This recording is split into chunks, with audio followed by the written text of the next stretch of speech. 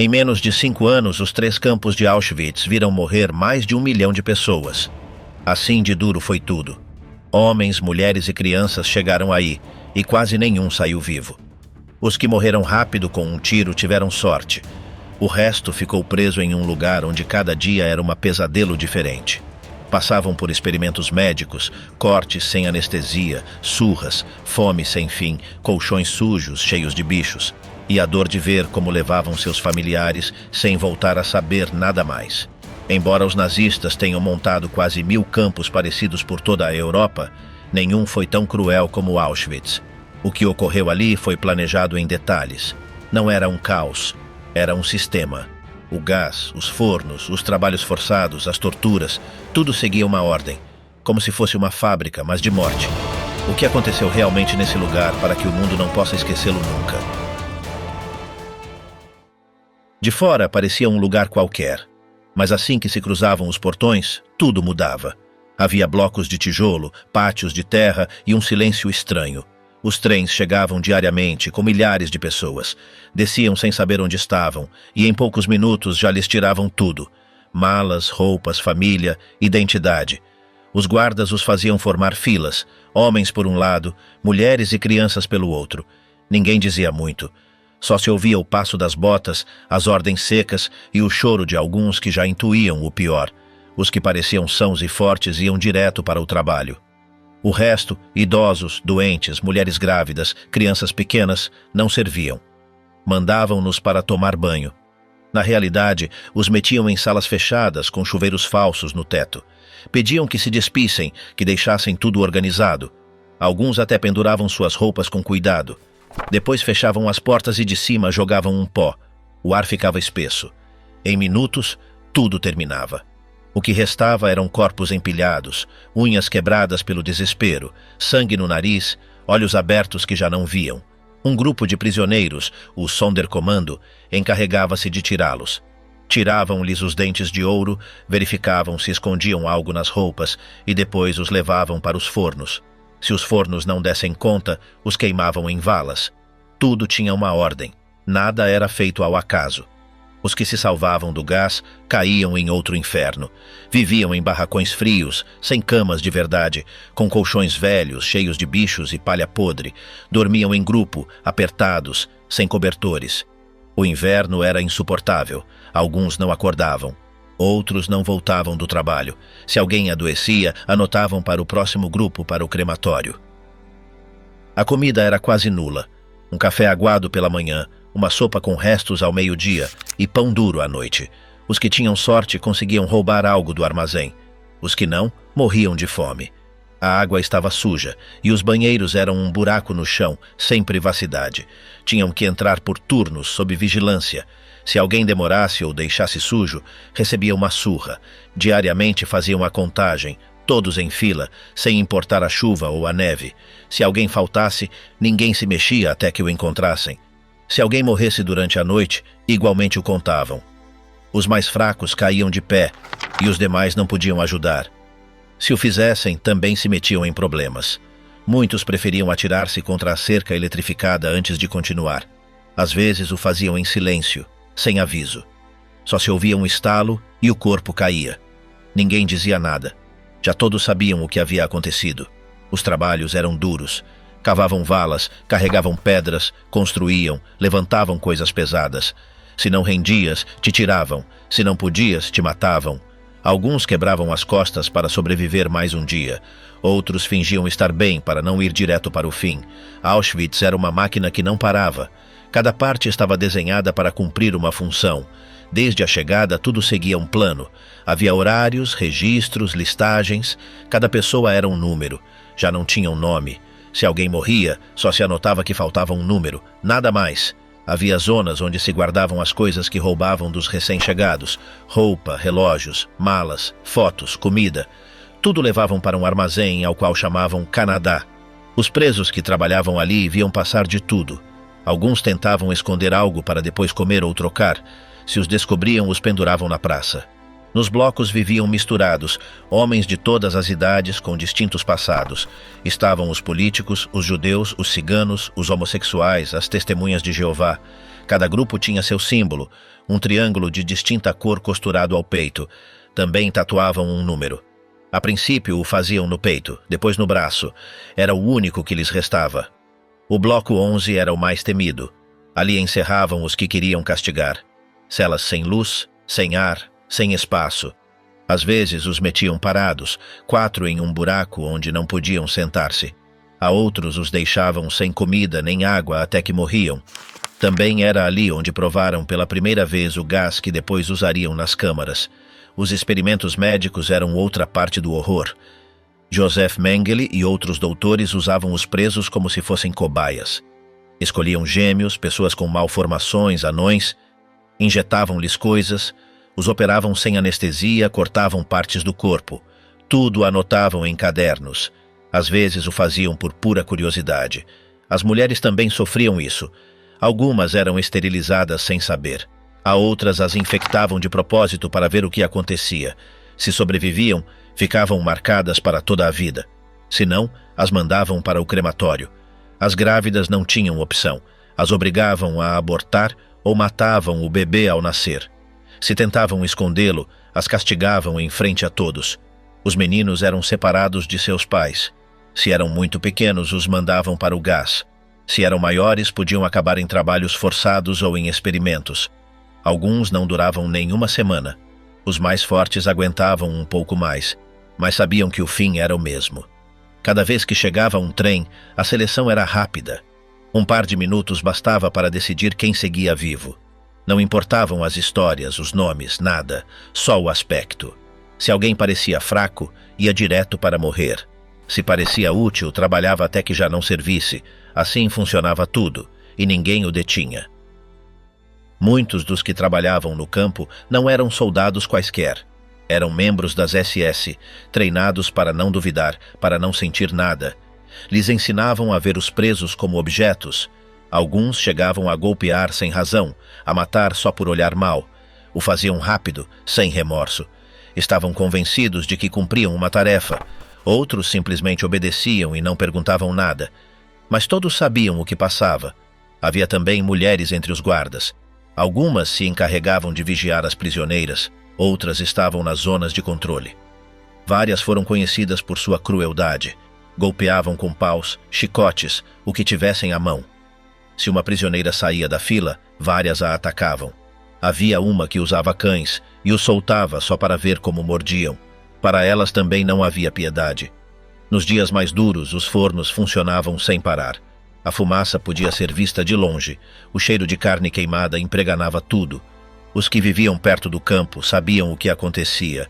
Alguns fingiam não ver. Outros simplesmente calavam. Ninguém se atrevia a perguntar. Os trens não paravam de chegar. Vinham de toda a Europa, França, Hungria, Grécia, Alemanha. Cada vez que se sabia que um comboio estava perto, os guardas se preparavam. Era preciso organizar o espaço, preparar a seleção, abrir espaço nos barracões, esvaziar as câmaras. Tudo tinha que estar pronto. Não podia haver demoras. Era como uma linha de montagem, cada um cumpria sua parte. Às vezes, entre os recém-chegados havia músicos. Se os descobriam, os usavam para formar orquestras. Tocavam enquanto os outros marchavam, enquanto desciam dos trens ou quando iam a caminho do gás. As canções eram alegres, mas ninguém sorria. Era uma forma a mais de confundir. Tudo estava desenhado para evitar o caos, para que o pânico não se espalhasse. Havia também doutores que se ocupavam de escolher os aptos. Caminhavam entre os presos, olhavam as mãos, os dentes, as costas. Se viam algo estranho, o mandavam para o outro lado. O trabalho deles era decidir rápido. Alguns fumavam enquanto selecionavam. Outros não levantavam o olhar. Mas todos sabiam que com um gesto mandavam alguém para morrer. Dentro do campo, alguns tentavam resistir como podiam. Havia redes clandestinas que passavam mensagens, compartilhavam comida ou tentavam ajudar os mais fracos. Mas era muito difícil. Qualquer gesto mal feito podia lhes custar a vida. Alguns conseguiram esconder fotos, documentos, provas. Outros escreviam em segredo o que acontecia, esperando que algum dia alguém o encontrasse. Em certas zonas, os nazistas montaram um sistema para guardar tudo o que tiravam dos presos. Classificavam por tipo joias, dinheiro, sapatos, utensílios. Havia armazéns cheios de roupas, centenas de malas, milhares de pares de sapatos. Cada objeto tinha dono, mas já não importava. Era só mercadoria. Alguns presos que trabalhavam ali viam nomes escritos, fotos de família, cartas, mas não podiam fazer nada. Os Sonderkommando eram forçados a trabalhar nos crematórios. Sabiam que qualquer dia os iriam matar para que não contassem nada. Alguns o intuíam e tentavam deixar alguma pista, uma mensagem escondida, algo que contasse o que viram. Outros simplesmente cumpriam sua tarefa, em silêncio, esperando o momento. Os fornos não eram suficientes para tanto.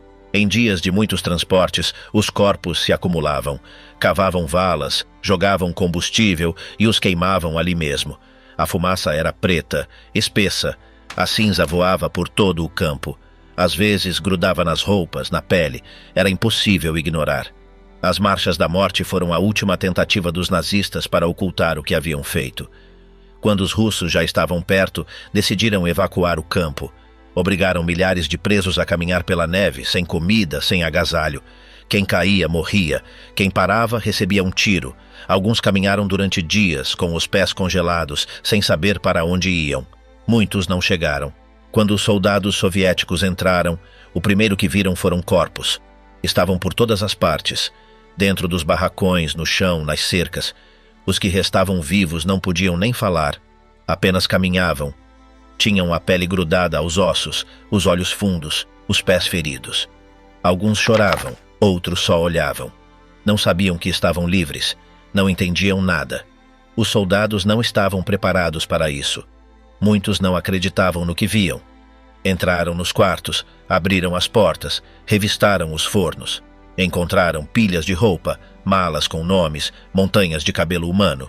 Tudo estava ali, como uma fábrica abandonada. Mas a produção havia sido de morte. Nos dias seguintes, chegaram jornalistas, médicos, representantes de outros países. Todos tiravam fotos, gravavam, escreviam.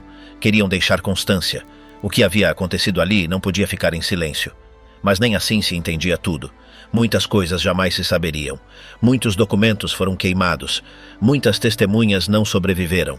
O que restou foram os restos, os edifícios, os trens oxidados, as câmaras vazias, os sapatos, as cartas rasgadas, as tatuagens na pele dos que viveram. E as histórias, que às vezes só eram sussurros, memórias soltas, pedaços de verdade que ninguém se atrevia a contar completos. Com o tempo fizeram-se julgamentos. Alguns dos responsáveis foram pegos, outros escaparam. A vários os condenaram, mas muitos viveram anos em liberdade. Alguns mudaram de nome, de cidade, de país. Viveram como se nada tivesse acontecido. Até que alguém os encontrou. As vítimas que sobreviveram voltaram aos seus países, se é que restava algo deles. Alguns nunca falaram. Outros contaram tudo, em livros, em entrevistas, em salas de julgamento. Mas muitos não puderam. O trauma era demais. O silêncio foi sua forma de seguir vivos. Alguns sobreviventes tentaram reconstruir sua vida. Procuraram trabalho, formaram famílias, mudaram de país, mas sempre carregaram com o vivido. Sonhavam com o que viram. Acordavam com o barulho dos trens na cabeça. Não podiam esquecer os gritos, os cheiros, as caras. Para muitos, o campo não terminou nunca. Havia crianças que não recordavam nada antes do campo. Aprenderam a caminhar entre barro, arames e medo. Alguns cresceram acreditando que isso era o normal. Não sabiam o que era uma casa, um brinquedo, uma escola. Quando saíram, o mundo lhes pareceu irreal. Não sabiam falar bem, nem como se comportar. Tiveram que aprender tudo do zero. Outros, em contrapartida, foram separados de suas famílias ao chegar. Aos adultos os mandavam para um lado, as crianças para o outro. Os mais pequenos eram levados direto para o gás. Às vezes os escondiam em malas, entre roupas, debaixo de macas. Mas os encontravam. Os chefes revisavam tudo. Se encontravam uma criança escondida, castigavam a todos. As mulheres sofriam de outra forma. Muitas eram usadas como escravas sexuais. Algumas eram forçadas a trabalhar nos bordéis dos campos, onde os nazistas levavam os presos colaboradores ou os soldados. Se uma se negava, a matavam. Ou a golpeavam até deixá-la jogada. Não havia escapatória. As grávidas eram obrigadas a abortar. As que chegavam a parir viam como levavam o bebê. A maioria era assassinada ao nascer. Às vezes os jogavam contra a parede, ou os afogavam. Ninguém chorava. A dor era muda. Nesse lugar não havia tempo para o luto. Os médicos do campo não curavam. Escolhiam a quem deixar viver e a quem não. Anotavam, mediam, operavam. Lhes interessavam os corpos, não as pessoas. Mengele, um dos mais conhecidos, buscava gêmeos para suas provas. Injetava-lhes substâncias, os abria sem anestesia, comparava órgãos. Se um morria, matava o outro para completar o experimento. Também provavam formas de esterilização em massa. Queriam eliminar populações inteiras sem usar balas. Aplicavam-lhes raios, injeções, cirurgias, sem informar, sem pedir permissão. As mulheres ficavam com dores para sempre, algumas não podiam voltar a ter filhos, outras ficavam com infecções crônicas. Mas isso não lhes importava. As câmaras de gás estavam disfarçadas. Por fora pareciam salas comuns. Tinham bancos, chuveiros falsos, ganchos para a roupa. Às vítimas se lhes dizia que iriam banhar-se. Despiam-se, esperavam a ordem. Quando a porta se fechava, já não havia saída. De cima jogavam o Zyklon B. Em poucos minutos, todos caíam ao chão. O gás era rápido, mas não imediato. Alguns demoravam mais para morrer. Havia gritos, golpes, arranhões nas paredes. Depois, silêncio. Os Sonderkommando entravam com máscaras. Abriam as portas, tiravam os corpos. Revisavam bocas, cortavam cabelo, buscavam anéis. Depois os levavam para os fornos. Tudo em menos de 1 hora. A rotina se repetia todos os dias, às vezes várias vezes ao dia. Os fornos funcionavam sem descanso. Necessitavam-se turnos de trabalho, carvão, manutenção. Tudo estava planificado. Não havia espaço para erros. Cada morte era uma tarefa cumprida. Alguns guardas levavam diários, anotavam cifras, horários, procedimentos, sabiam que o que faziam era grande, viam-no como parte de uma missão. Outros só seguiam ordens, diziam que não tinham opção, mas todos estavam ali, todos participaram. Nos barracões, os prisioneiros dormiam amontoados. Havia beliches com 3 níveis, sem colchão, com apenas uma manta. Durante o inverno, as temperaturas baixavam abaixo de 0. Se alguém se movia muito, o jogavam no chão. Se roncava, o calavam com um golpe. Ninguém dormia bem. A comida não era suficiente. Era uma sopa aguada, um pedaço de pão duro, algo de margarina. Às vezes nem isso. Os presos se brigavam por uma casca de batata. Alguns roubavam, outros negociavam. Um cigarro valia o mesmo que um dia de comida. Tudo era intercâmbio. Havia castigos por qualquer coisa. Se alguém demorava para formar fila, o golpeavam. Se adoecia e não trabalhava, o enforcavam. Se falava sem permissão, lhe tiravam a comida. O medo era constante. Estava em cada canto. Ninguém sabia se ia chegar ao dia seguinte. A limpeza era outra tortura. Os banheiros eram buracos no chão, sem privacidade, com filas longas. O mau cheiro grudava na pele. Não havia sabão nem água limpa. Alguns se limpavam com trapos velhos. As infecções eram comuns. O tifo, a disenteria, a sarna. Quase todos estavam doentes, mas o trabalho não parava. Cada manhã, com chuva, com neve, saíam em filas. Os mandavam carregar pedras, cavar valas, limpar escombros. Alguns trabalhavam em fábricas, outros nos trens.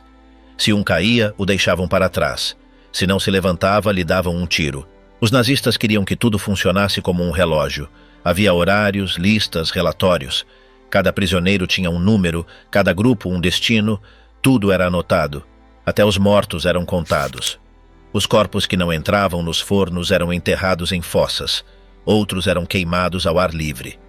Em alguns momentos, os presos tentaram se rebelar. Houve um caso onde os Sonderkommando destruíram um dos crematórios. Haviam conseguido explosivos das mulheres que trabalhavam em uma fábrica próxima. O fizeram explodir. Alguns conseguiram escapar por algumas horas, mas os pegaram e os mataram. As tentativas de fuga eram raras, mas existiram. Alguns conseguiram sair com ajuda de fora. Outros cavaram túneis, se disfarçaram, aproveitaram falhas na vigilância. Mas quase todos foram pegos. Quando isso acontecia, o castigo era coletivo. Às vezes executavam 10 por cada um que fugia. Enquanto isso, no exterior, as notícias começavam a vazar. Alguns relatórios falavam de campos estranhos no leste, de trens cheios de pessoas que não retornavam. Mas muitos não acreditavam. Outros diziam que eram exageros. As provas eram poucas, e os nazistas faziam todo o possível para ocultar o que acontecia. Quando os aliados avançaram pela Europa, começaram a encontrar campos vazios. Havia rastros, mas não provas claras. Alguns lugares já haviam sido destruídos. Outros seguiam funcionando, mas com menos presos. Muitos haviam sido levados em marchas forçadas. Caminhavam por quilômetros em pleno inverno, sem comida nem água. Os que caíam eram executados. Em janeiro de 1945, o Exército Vermelho chegou às portas de Auschwitz. O que encontraram ali não se parecia com nada. Os soldados não estavam preparados. Havia corpos por todos os lados. Prisioneiros que não podiam se levantar, doentes, crianças sozinhas. Não entendiam que lugar era aquele. Alguns acreditavam que era um hospital abandonado. Levaram dias para processar tudo. Os nazistas haviam tentado apagar os rastros. Queimaram documentos, destruíram câmaras, esvaziaram armazéns. Mas não puderam com tudo. Ficaram milhares de pertences, sapatos, malas, óculos, dentes de ouro. Ficaram fotos, tatuagens, restos humanos. Ficou o cheiro, o silêncio, a evidência que já não podiam ocultar. Os soviéticos gravaram o que viram. Mostraram ao mundo. Mesmo assim, houve quem duvidou. Mas com o tempo as provas se acumularam. Os sobreviventes falaram, as testemunhas contaram. E os julgamentos começaram. Rudolf Höss, o chefe do campo, foi um dos primeiros a enfrentar a justiça. O capturaram em 1946, o julgaram e o enforcaram em Auschwitz, junto ao crematório. Muitos outros nazistas escaparam. Alguns fugiram para a América do Sul. Outros se esconderam na Europa. Mudaram de nome, de cidade, de país. Alguns viveram décadas sem serem incomodados. Outros foram caçados anos depois. Mas muitos nunca pagaram pelo que fizeram. Os julgamentos de Nuremberg foram cruciais. Ali se definiu o que foi Auschwitz. Um crime sem comparação. Foram ouvidos testemunhos de todo tipo, desde altos comandos até sobreviventes. As histórias eram tão duras que alguns juízes choraram. Era impossível não se abalar. Mas era preciso deixar registrado. Auschwitz tornou-se o símbolo do Holocausto. Não foi o único campo, mas sim o maior, o mais letal. Ali morreram mais de 1 milhão de pessoas em menos de 5 anos. Ali a máquina de matar foi aperfeiçoada. Tudo estava pensado para eliminar o maior número de pessoas no menor tempo possível. Depois da guerra, o campo permaneceu como estava. Os soviéticos não o destruíram. Mantiveram-no de pé como museu do horror. Ali se pode ver tudo. As câmaras, os fornos, as celas. Pode-se caminhar pelos corredores, ler os nomes, ver as fotos. É um lugar onde o tempo não avança. A cada ano, milhares de pessoas o visitam. Há silêncio, há respeito, mas também há perguntas. Como tudo isso aconteceu? Por que ninguém o deteve antes? Como alguém pôde pensar que isso era necessário? As respostas não são claras, mas o lugar continua ali como lembrete. Auschwitz mostrou até onde o ser humano pode chegar quando desumaniza o outro. Quando transforma pessoas em números, em coisas, em estorvos. Ali não importava seu nome, sua idade, sua história. Só importava se você servia para trabalhar ou se ia direto para o gás. As crianças eram as mais vulneráveis. A maioria não durava. As que não matavam de imediato usavam em experimentos. Algumas foram esterilizadas, outras mutiladas. As que sobreviveram ficaram marcadas para sempre. Nunca recuperaram uma vida normal. Algumas jamais voltaram a falar. As mulheres também sofreram o indizível. As violações eram comuns. As gestações não chegavam a termo. As mães perdiam seus filhos. As que eram consideradas aptas trabalhavam até cair exaustas. As que não, eram eliminadas. Não havia proteção. Não havia pausa. Não havia lei. Os homens eram usados como força bruta. Os mais fortes trabalhavam em construção, em minas, em fábricas. Os demais morriam rápido. A expectativa de vida no campo era de uns meses. Ninguém resistia muito mais. O frio, a fome, as doenças, as surras, tudo somava. Os que chegaram ao final, os que resistiram até a libertação, não o fizeram sem cicatrizes, físicas e mentais. Muitos perderam toda a sua família. Saíram com os ossos marcados, com os olhos fundos, com a pele grudada ao corpo. Levaram anos para voltar a sorrir. Alguns nunca o fizeram. Depois da guerra, Auschwitz foi tema tabu. Custou anos falar abertamente. Os que estiveram ali nem sempre queriam recordar. Alguns calaram por décadas. Outros foram apontados por sobreviver, como se tivessem feito algo de errado. Mas pouco a pouco, as histórias surgiram. Hoje há documentários, livros e filmes. Há memoriais, placas e museus. Há aulas nas escolas e tudo isso existe para que ninguém o esqueça, para que não se repita. Mas ainda há vozes que negam, que minimizam, que relativizam. E por isso é crucial continuar contando, sem rodeios, sem mentiras, apenas com os fatos. Auschwitz foi um campo de concentração, um campo de trabalho e um campo de extermínio. Foi tudo ao mesmo tempo. Foi uma armadilha mortal. Um lugar onde a vida não valia nada, onde cada passo podia ser o último, onde os gritos não saíam e onde o céu parecia apagado. Cada parede, cada pedra e cada canto guardam uma lembrança, um nome, uma história, uma despedida, e embora os corpos já não estejam, a dor permaneceu e continua ali, no ar, no chão, nas fotos, porque Auschwitz não pode ser apagado, está ali, para sempre. Tudo o que ocorreu nesse lugar foi real, está documentado. Há registros, há testemunhas, há provas, e embora muitos dos culpados tenham ficado impunes, a história não os perdoará. Porque Auschwitz não foi apenas uma fábrica de morte, foi o lugar onde milhões de pessoas perderam tudo, sua família, seu nome, sua voz, e também foi onde o mundo, por um tempo, olhou para o outro lado. Por isso é preciso falar sobre isso repetidamente, até que não haja mais ninguém que diga que não sabia.